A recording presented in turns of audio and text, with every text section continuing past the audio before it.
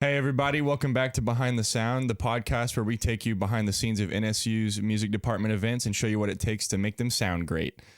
I am your host, Braxton, and today I'm here with Isaac, who is joining the podcast for the first time. Let's go ahead and dive into his background and get to know him a little bit better. So where are you from, Isaac? I am from Tulsa, Oklahoma, born and raised. I've moved around a little bit here and there all over, but I've never left Oklahoma. Beautiful, beautiful. Land of good music. Do you play any instruments? I do. I play piano, guitar, and saxophone mainly. I dabble a little bit in drums and bass, but awesome. I would say those are my main three. What kinds of music do you typically play?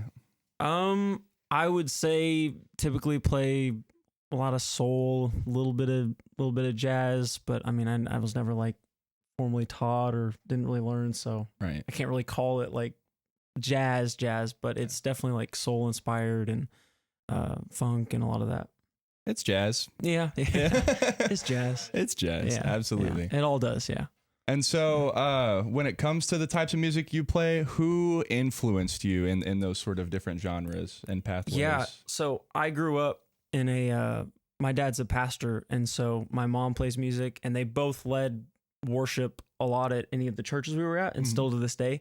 So I was always around music and a lot of gospel and a lot of worship music at first, but also at home, my parents played us a ton of music, from like classical music, like Bach and stuff, to like Stevie Wonder and Take Six, like I showed you guys last week and everything. And just a ton of different people like that, Fred Hammond. Me personally, later I started getting into like, Jacob Collier and a little bit of like John Snarky Mayer. Puppy and stuff like that. Snarky Puppy, some of that stuff. But yeah, that's a lot of different people that I was influenced by that I try to emulate somewhat. Awesome. Did that get you kind of into music production as well? Yeah. So, obviously learning to play instruments yourself and learning to sing and write and all this stuff, you want to make music too. And so I would say about 2022 is when I started trying to be serious about it.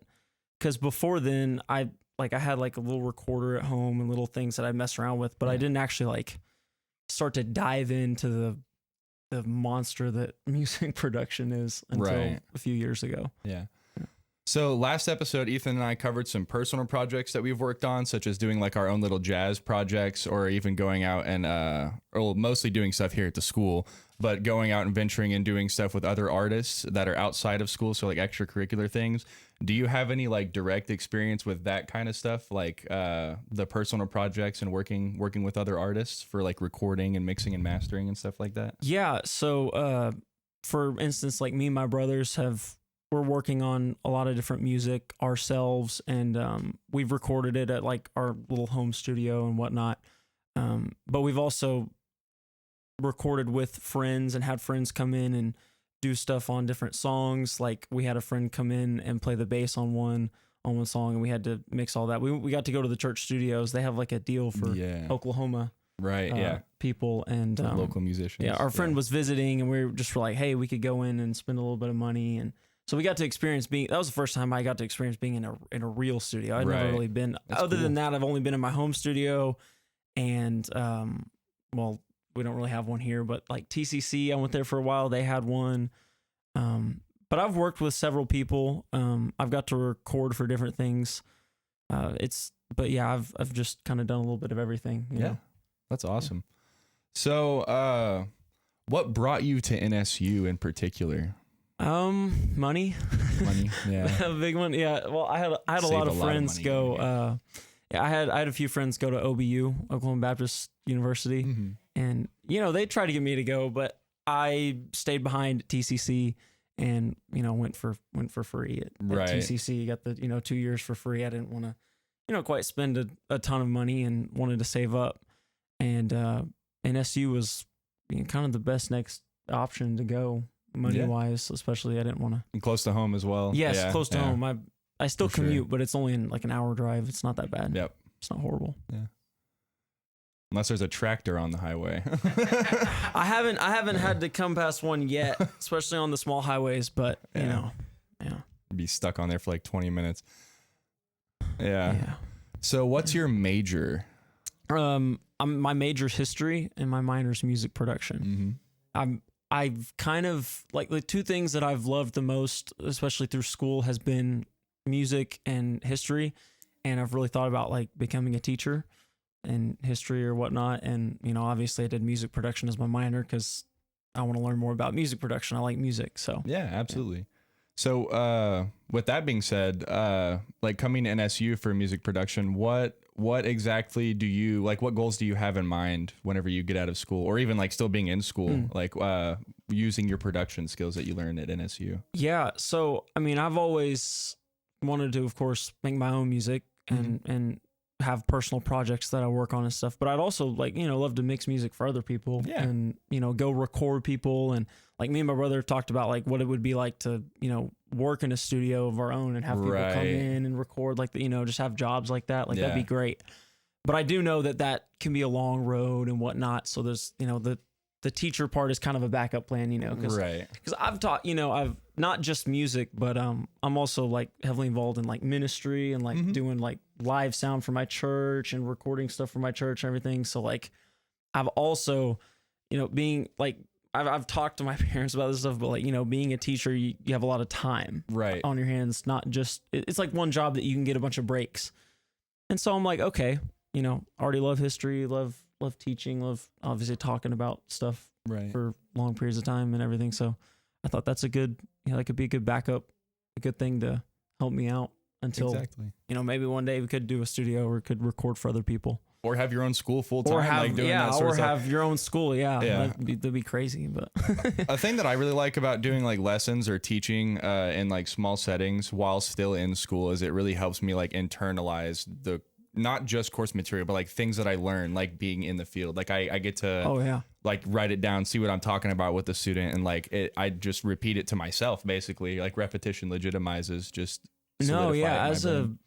I've seen that in many different walks that I'm in life, because like I'm currently like helping out being the youth pastor at my church right now. So it's like your students don't just grow themselves, like you're growing too as a teacher. And so it's like it doesn't stop at just the students. Yeah, exactly. Yeah. And you're teaching them to be teachers at the same time. Exactly. Cycle. Really cool.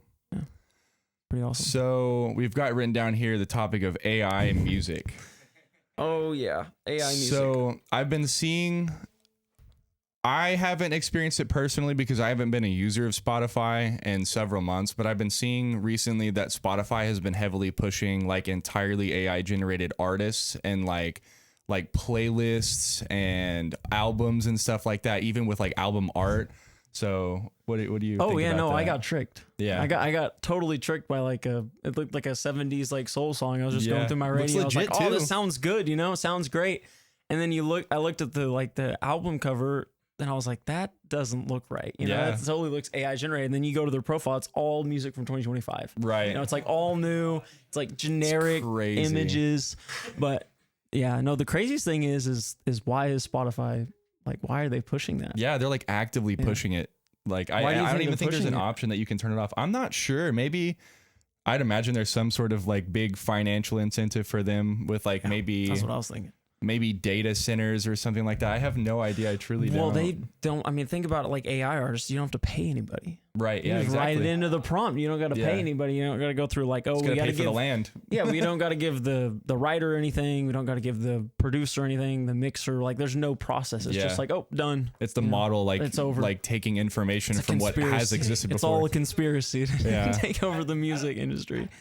Well, I know I don't have a mic. I think it takes the human element out of music. Doesn't make it feel like.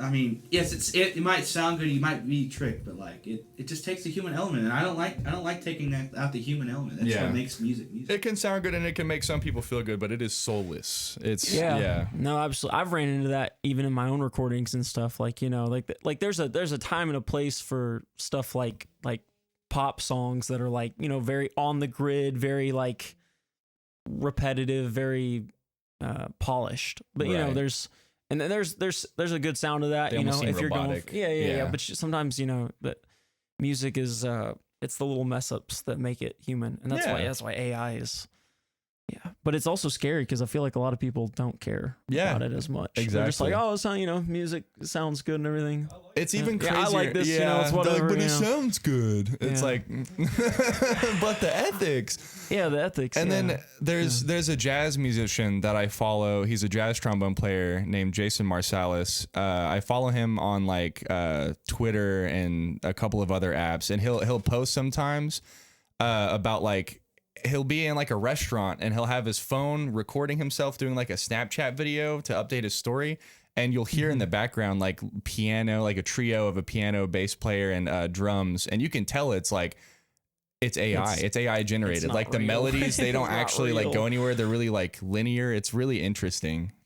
Really, really weird. Yeah. Yeah. No, yeah. I don't know what's the guy's name on YouTube. He's done a bunch of videos about it. I think you guys know who I'm talking about. Rick Beato? Yeah, Rick Beato's done a lot of videos because he's talking about like the major companies, but like, are they going to own the voice of the artist? Are they going to own, because they own like their masters, they own whatever. Yeah. But now all of a sudden they're like, are they going to own their voice, or does like the artist own their voice, or does like Universal Music Group That's crazy. own their voice? Yeah, it's like a whole nother proproperty now. It's like not even the person or like the idea or the band. It's the voice. Yeah, because like the when sonic AI was first, you characteristics. had like Patrick and like Plankton singing like gospel songs and stuff, and like Drake covers of like things. Like you had all this stuff come out all of a sudden, and then the whole industry was like, oh no. It's like kind of the same like with what streaming happened. It's like, oh no, how can we make money off this? How can we like lock this down really fast? And so with Spotify pushing AI now, it's kind of scary. It's kind of like, oh, they're just gonna make music and not have to pay anybody. Yeah. Just jump past it. And they're not even hiding it. They just they just don't care. No, they're not hiding it. It's kind of impressive. Yeah. There's like plugins now too that are coming out that are just like AI plugins basically. It's like I saw like co-producer, like there's like I'm getting ads for them and stuff, and I'm like, that's just like it's just like creating sounds out of nowhere, and I don't know, it's interesting. I guess I didn't even know about that. So what is IDX? Well, Waves released it actually. They introduced it like last Black Friday. It's like a compressor, but like it kind of uses like an AI algorithm. It's not completely AI, but like it has some like it's supposed to make it easier for you. Yeah. The only one that I've used has been like the AI Logic mastering assistant. I guess Stem Splitter is also AI. So yeah, there's definitely a place. There is a place. Like there's a place that you're like you're already like when you get plugins, you're already using presets and already using things that other people have worked on to make it like they're algorithmic. Yeah. So like there's a place for it. Right. But you can go we're going so far as to just make the whole song out of AI. Yeah, write it for you, mix it for you, you know, master it for you. For sure. I appear to have run out of things. Here, somebody get ChatGPT out to get us some topics. Somebody get ChatGPT out to pick up some topics for us. Okay, I got a question for you, Isaac. What's some personal hobbies you do like outside? Because that was a lot. Personal hobbies. I love to play basketball. I was a big I know I'm short, but like I love to play basketball growing up. I spent a lot of time playing basketball and practicing, so I still just like to, get around and play. I do a lot of music, me and my brother at our house that we're living at, we just jam out a lot or record a lot, So I play a lot of music. I like video games, I think everybody kind of likes video games. Right. What's your favorite? I used to play a lot of Battlefield 1, and then I moved over to a little Hell Let Loose. Yeah, Hell Let Loose is pretty fun. I really liked Hell Let Loose. I've been playing that in Squad. I was a fan of that one. I liked it. Yeah. Super big scale, realistic milsim. Yeah. Super fun. You get shot one time and you're done. You have to apply like a tourniquet or something like that. No, love that stuff. That's really, really cool. So yeah. Play VR quite a bit too. I got a Quest 2, so I've been playing VR. My friends have VR, and I've got to play a little bit of VR. That is pretty fun. Not gonna lie, it's pretty fun. Speaking of VR, I just watched a Linux Tech Tips video about that. Steam has it's like a prototype right now, but like their new like Steam VR 2, I think. Like Valve, the creators of Steam, and everyone, if you don't know, They have a brand new prototype that's gonna be coming out eventually called the Steam Frame. It's supposed to like be like an ARM based with VR headset that's supposed to like supposedly play Windows games on the actual headset. On the headset? Yeah, it's pretty wild. I mean, you'll get to see That is crazy. It's like Steam Deck, but in the VR headset. It's pretty wild. That is kind of crazy. Because I know with the Quest 2 and like the Quest 3, or I think even when they started it with the Quest 1, you didn't have to have it tethered to a computer or another device. It was just like a standalone. Are you a movie enjoyer? Oh yeah. Hold up. Yeah, I love movies. I love. Other hobbies. I love. What's your favorite movie? Please say Star Wars. Oh, I love Star Wars. That's such a good one. But man, favorite movie. I don't know. I'm just trying. Let me just think of like a recent movie. I like TV shows too. Like I like series. You know, I watched Severance a few months ago. I watched the first 2 seasons of that. Have you seen Severance yet? No, I'm a little uncultured with like movies Severance and TV shows. Is so good. I watch YouTube too much. Back behind an Apple TV Plus subscription. Seriously, go get the free version, the free trial, and then binge it. I'm Heck serious. yeah. Severance is good. A movie I watched recently. I watched The Village. M. Night Shyamalan. I'd never seen it before. M. Night Shyamalan movies go hard, and it was really, really good. I really liked it. It was not at all don't watch the trailer before you watch it, because it's not at all what it is in the trailer. It's not like a horror movie. It's more of a drama love story. And I feel like a that's little how bit of most mystery of M. elements. Night Shyamalan movies are, though. It is. But 2004. It's older than me. yeah, it's as old as me. I was born in 04, so that's. He also did like the Avatar film, right? Oh, the live action Last one that everybody Airbender? hated. Yeah. And the Yeah. Dragon Ball film. I haven't seen that. He did a Dragon seen Ball that one. film where it was like a high school love story. Instead of anything related to Dragon Ball, like fighting and like figuring out like who you are, it was just like a high school love story. It was really funny. Interesting. Yeah. None of the characters correlated with how they were in the original series at all. It was kind of awesome. Yeah. It was beautiful. But no, yeah, I love movies. I love I love like the murder mystery ones, you know, like Knives Out. Did you guys see Knives Out? I have Or not. Glass Onion. Isn't that like supposed to be like a funny type of like? It's a little bit of funny, but like there are funny murder mysteries and everything. But like the Knives Out one has got like it's got the guy who plays James Bond in it. It's and he's like the detective and everything. Yeah. But Knives Out and Glass Onion were really good. I really liked those. The last But that's movie if I you saw. like a mystery, you know, and whatever. Yeah. Was it like mystery? You said mystery with like a comedy twist, sort of, or Not in those. Not as that one much. I particularly. mean, there's like comedy in it, but it's more focused on the mystery and the writing of it. yeah. The last movie I saw, I think, was Idiocracy, and it made me feel like my IQ went down like 60. when I Idiocracy? watched it. Yeah. I can't remember who produced it. It was honestly a really good movie. Yeah. Mike Judge. Yeah, Mike Judge. It was a really, really funny movie. Okay. It's great. It's one of my favorites. Yeah. Idiocracy. Okay, I haven't seen it. I'll have to watch it. Yeah. Yeah. Pretty good. Kind of off the top of movies. Who's your favorite composer? Composer. Like, It could be present. It could be like back in the. oh man, I'm Medieval. gonna sound so like uncultured of like music composers. I'm like in my head, I'm thinking like guys who make music for movies is what like I'm thinking about, like John Williams and like Hans Zimmer, Yeah. like, you know, two like That's the some of the most most powerful notable music. like. Their music's probably the most recognizable. I mean, you got John Williams making Star Wars and Harry Potter and Olympics music and Yeah. E.T. and just everything else. Pretty much anything Superman. recognizable. Yeah. Some of those songs made me cry, like Yoda's theme, but also Princess Leia's. Theme. Dude, I you love took the words that Leia's theme is. Oh, it's so beautiful. It's so good. Who composed the theme from Up? Because that's a really good Yeah. one. I just That's a heard good that one, one too. the other day, and I can't remember who it was. Yeah, I feel like I saw that. Michael Bianco. I don't.